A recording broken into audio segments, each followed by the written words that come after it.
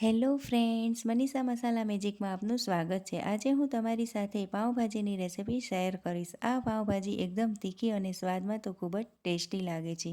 બજાર જેવી પાઉંભાજી ઘરે બનાવવી ખૂબ જ સરળ છે।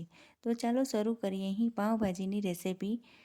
સૌપ્રથમ અહીં પાઉંભાજી માટે ફુલાવર, રીંગણા, ટમેટાં, વટાણા લીધા છે। ત્યારબાદ અહીં બટેકા, ડુંગળી, લીલું લસણ ને બાકી રોટી મસાલાનો આપણે યુઝ કરીશું। સૌથી પહેલાં ફુલાવરને આ રીતે અડધું કટ કરી લઈશું।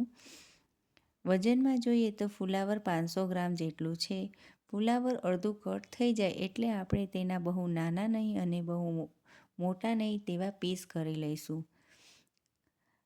આ રીતે આપણે ફુલાવર કટ થયેલું હોવું જોઈએ।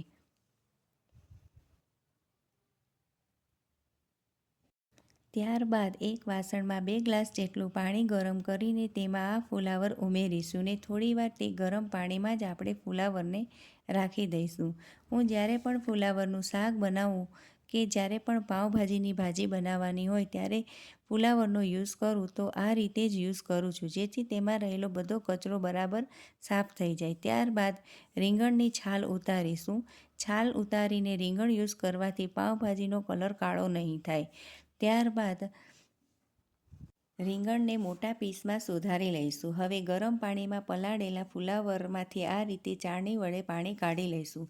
હવે ફુલાવર, સુધારેલા રીંગણા, 2 મીડિયમ સાઇઝના બટેકા, 150 ગ્રામ જેટલા લીલા વટાણા લેશું। હવે એક કુકરમાં 2 ગ્લાસ જેટલું પાણી ઉમેરીને તેમાં ફુલાવર, બટેકા,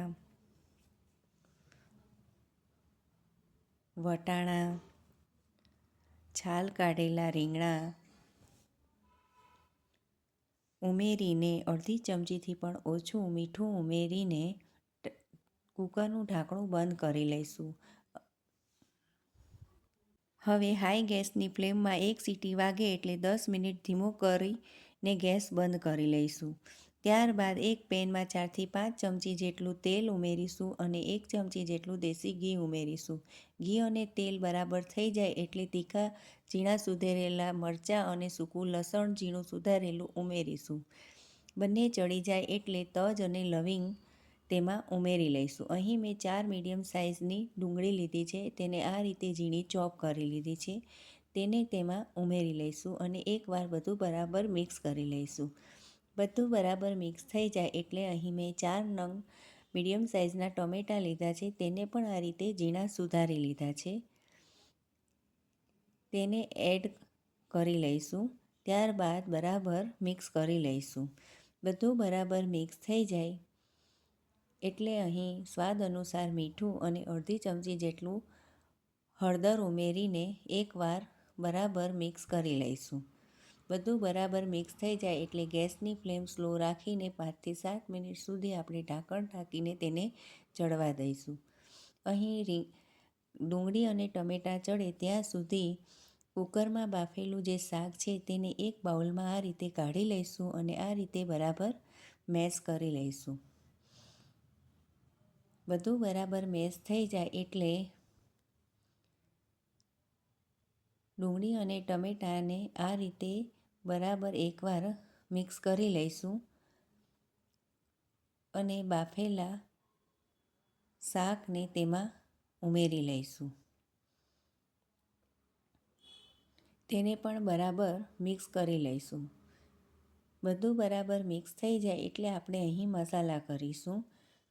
1.5 ચમચી જેટલું લાલ મરચું પાવડર, અડધી ચમચી જેટલું ધાણા જીરું પાવડર, થોડી ઝીણી સુધારેલી કોથમરી, 4થી 5 નંગ જેટલું લીલું લસણ ઝીણું સુધારેલું ઉમેરીને એકવાર ફરીથી બરાબર મિક્સ કરી લઈશું। બધું બરાબર મિક્સ થઈ જાય એટલે આપણે અહીં ગેસ બંધ કરીને એક મીડિયમ સાઇઝના લીંબુનો રસ તેમાં ઉમેરીશું। ત્યારબાદ ઝીણી સુધારેલી કોથમરી ઉમેરીશું અને અડધી ચમચી જેટલો પાઉંભાજીનો મસાલો ઉમેરીને એકવાર ફરીથી બરાબર મિક્સ કરી લઈશું। બધું બરાબર મિક્સ થઈ જાય એટલે આપણી આ પાઉંભાજી એકદમ તૈયાર છે। તમે પણ આ રીતે પાઉંભાજી ઘરે જરૂરથી બનાવજો અને મારી રેસિપી તમને આ કેવી લાગી કમેન્ટ બોક્સમાં જરૂરથી કહેજો। Thanks for watching.